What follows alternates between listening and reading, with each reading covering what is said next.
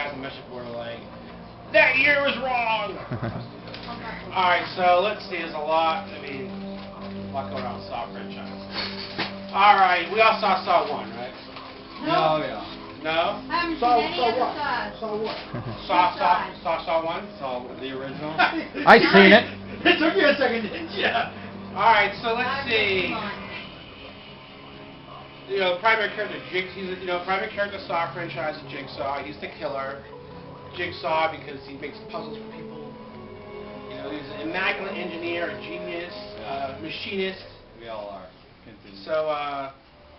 So you have Saw 1, where the director and writer they made a short film to get money, which is the head trap scene, the famous bear trap on the head, and I think it would be maybe Lionsgate from day one was their distribution company, but they're like, shit, that's awesome, we'll fund a full movie. It was still considered low budget, they didn't think it would be that big, but this came out during the torture porn phase. You had Hostel, very violent graphic films, did well in theaters for a while, and then saw it very well. Then they made a sequel, thinking like, well, I won't. We'll just make a sequel and it'll end and that's fine. So they kill off the main character in part 2. And then part 2 makes double, if not triple the money in theaters. So I go, holy shit, we need more of these Saw movies. They're making a shitload of money. So then, since between 3 and even now, at least, and even the new one coming out, you see Jigsaw still in flashbacks. Because it and the story's always been sporadic between all the movies. Because they're trying to add things up puzzle-wise, and I mean, they kill off the main character, and now they're trying to explain different little plot holes and stuff, so fans kind of like, you guys are fucking reaching. But part 3 and 4, when they start making part 3 and 4, then they start focusing more on the script and continuity, and getting their act together, and they've all done very well financially, except the last film, which was considered a bomb, but it was up against Paranormal Activity. It's like, oh my god, it's Saw Dead. I mean, this is one of the most popular franchises in horror. And every year they have a tagline, it's Halloween, it's Saw time. Every day they release that. Every year for the past this will be the 7th year.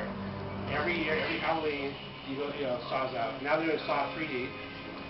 And it's up against, once again, Paranormal Activity 2. There's still about 3 or 4, probably 2 or 3 weeks difference in when they come out. If not even 1 or 2. It's not the same weekend like last year, but I don't think there's much backstory to fill you in on what's going on. The main killer in these movies is one of the cops, and it's not Jigsaw has trained this guy to be the new killer after he dies and all this stuff. So it's been the main cop, the bad cop has been the killer for a long time. But this movie stands on its own for the most part. So you don't have to. You'll see flashbacks here and there. But probably 90% of the movie is all present time, beginning to end. You follow one character's story through the whole nightmare of the thing. I give you Saw 6. Woo! I love this movie. This director actually. This is it's very well received amongst fans. This installment, part 6, and he got offered Paranormal Activity 2 to direct, and he's like, holy shit, I want to make Paranormal Activity 2. And the studio's like, no, dude, you have a contract to make part 7, and he went on the internet and blogged against, Lionsgate, and just said, I'm so pissed I have to make the movie I don't want to make.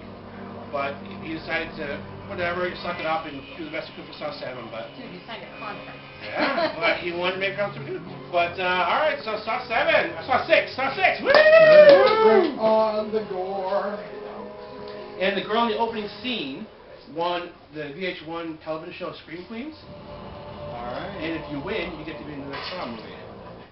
And she's the girl who... I have to turn this off now for copyright reasons.